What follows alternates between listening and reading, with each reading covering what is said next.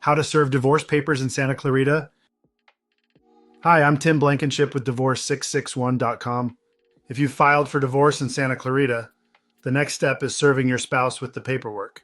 You might be wondering, how do I do that, and what's the right way to make sure it counts? Let's break it down.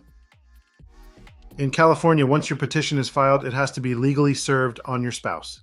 That means someone over the age of 18, not you, must hand deliver the documents, or, in amicable cases, your spouse can sign a notice of acknowledgement and receipt instead. We recently helped a Santa Clarita client whose divorce was friendly, so we used the notice of acknowledgement and receipt. The spouse signed and returned it, which allowed us to avoid personal service and keep the process smooth and cooperative.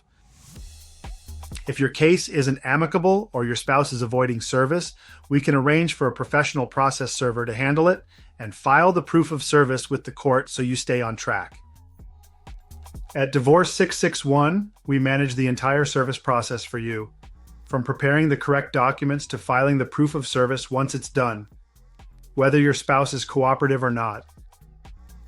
If you filed for divorce in Santa Clarita and need help serving your spouse properly, visit divorce661.com and schedule your free consultation. We'll make sure it's done right so your case keeps moving.